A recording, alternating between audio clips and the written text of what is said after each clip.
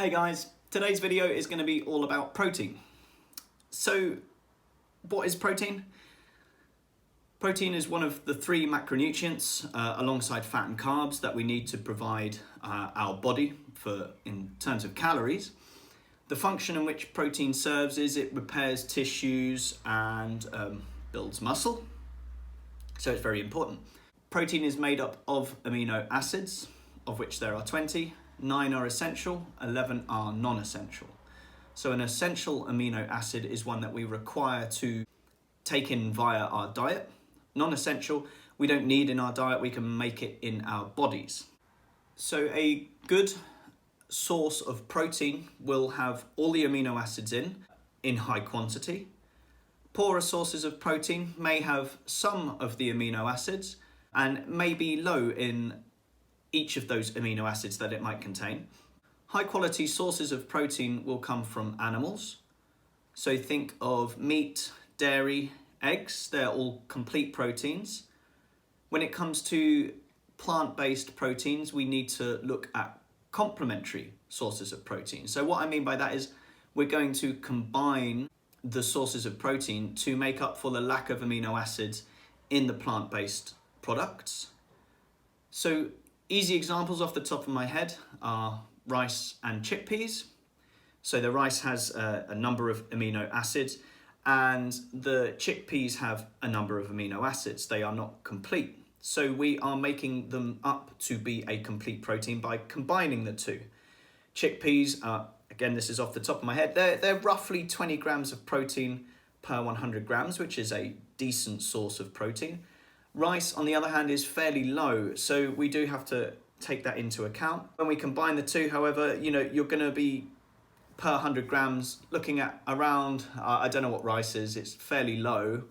You're probably looking at about 25 grams per 100 of protein, but that's going to be a whole source, so that is going to be complete protein. It's something to bear in mind if you are a plant-based eater. That's the diet you follow. It just means you need to seek out that protein that little bit more.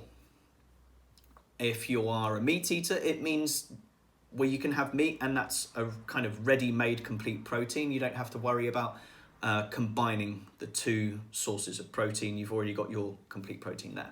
The other things we need to consider when it comes to protein is how much you require. So studies show the minimum amount of protein for optimal muscle gain, which is typically why most people are eating vast amounts of protein, is only 1.6 grams per kilo of body weight, which isn't that much if you are sourcing it correctly and eating well. If you find you are often falling behind, this is where supplementing with protein helps.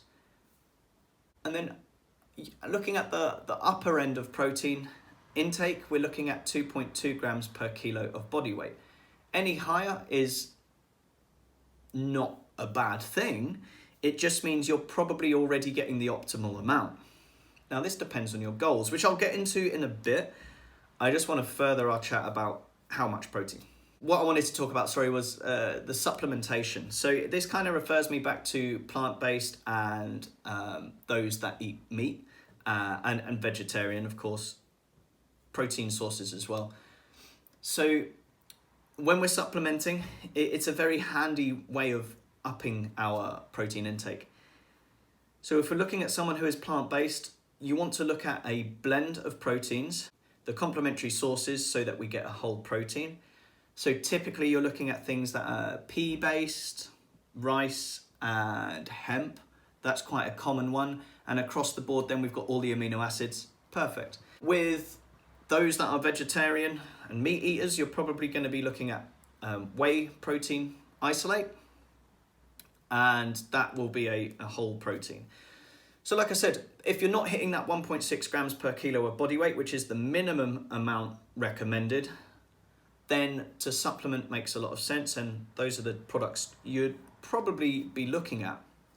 To know whether you're getting a decent amount of protein in from a supplement, I often suggest you want a minimum of 75% protein in that supplement.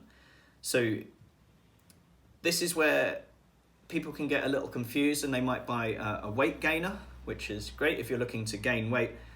But when we're looking at protein supplements, we want to take on protein. That's the point of it. If it's low in protein, then we're not meeting the standard we're trying to achieve.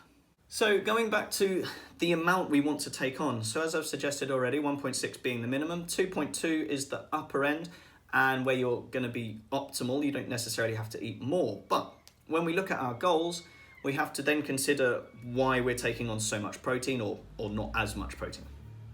So those who are looking to put on muscle, funnily enough, you don't need as much protein as those looking to lose fat. Now, there's a couple reasons for this. Protein is the most satiating of all the macronutrients, which means it keeps you the fullest for longest.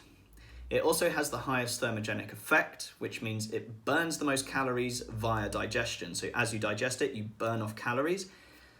So protein burns off anywhere between about 25 to 30% of its calories as it's digested. So let's say you've eaten 100 grams of protein, about 70 to 75 grams of that are going to be kind of taken on in terms of calories. The rest are burnt off. 25 to 30 calories are burnt just through digestion.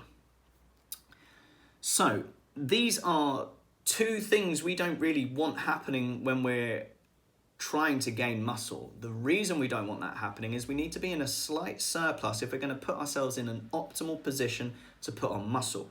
The key word there is optimal. That doesn't mean you can't put on muscle, but it does mean you're not in the optimal position if you're eating too much protein and getting those two factors, the filling up and the burning of calories via digestion. However, if you are looking for fat loss, protein is a really handy macronutrient because of those two reasons I just listed. So when we're looking for fat loss, we need to be in a deficit. So that's the opposite of what I've just suggested for muscle gain. So we need to be in a deficit to lose fat. We want to limit how much muscle we lose. So protein is a very handy tool to help retain the muscle so that we don't lose too much of it.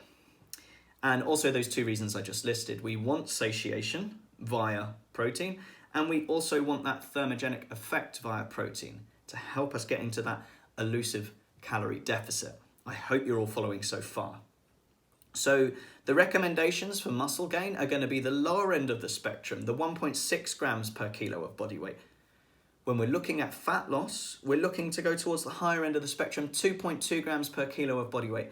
And as I said earlier, it's not a bad thing to go even higher still. I have seen recommendations of up to 2.9 grams per kilo of body weight for protein when looking for fat loss because of all the reasons I've just listed. Lastly, I do want to talk about the bioavailability of protein. Now, this means just because we've eaten 100 grams of protein doesn't mean our body has got 100 grams of protein to split up and repair certain things and adapt our muscles. It's not going to be dealing with exactly 100 grams. So as I mentioned already, we've got the thermogenic effect of protein where we are burning off some calories via digestion. So that's going to be kind of working against how much protein we're taking on.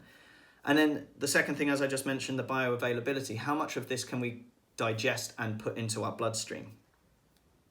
So whey protein, isolate, and eggs are some of the most bioavailable protein that you can have that will pretty much be broken down and put into the bloodstream via digestion. When we're looking at plant-based proteins, they're not quite as digestible and bioavailable for a number of reasons. And because of this, we have to take this into account. So when I say we need to take this into account, I've seen numbers of up to around 80% digestible and bioavailable in terms of plant-based protein. So let's say we've taken on 100 grams of plant-based protein, that is 80% bioavailable. So that means we've got 80 grams available to us. Now, if you recall, we've got the thermogenic effect of protein. We've burnt off anywhere between about 25 to 30 grams of that already. So let's take 20% of 75 grams. So that will already be, of the 75 grams that we've digested, now we're going to take off 20%, which is 15 if I'm correct with my maths, which means we're left with 60 grams that is actually available to us to digest, put into the bloodstream, and go off and do its thing that it's supposed to do, repairing, etc., building bigger muscles. So when we compare that with something which is much more bioavailable, I think whey protein is up to about 96% bioavailable. It means we need to take on a bit more protein if we're going with that plant-based approach. Don't misconstrue all of this. I am not against plant-based eating. It's fantastic for a number of reasons. We just need to take into account where its pitfalls might be, and this is one of them. So we need to maybe take on that 2.2 grams, even higher when we're going into fat loss. And when we're going into muscle building off of a plant-based diet, it might mean that 1.6 grams per kilo of body weight is a little bit low. So maybe we want to shoot more towards the middle, 1.8, 1.9, maybe even 2 grams. I hope all of that has made sense. I know it's fairly complicated and lots of questions might come of this video, so ask away. I'm happy to answer in the comments, or if required, I can put together another video, hopefully answering any questions you might have. Thanks for watching.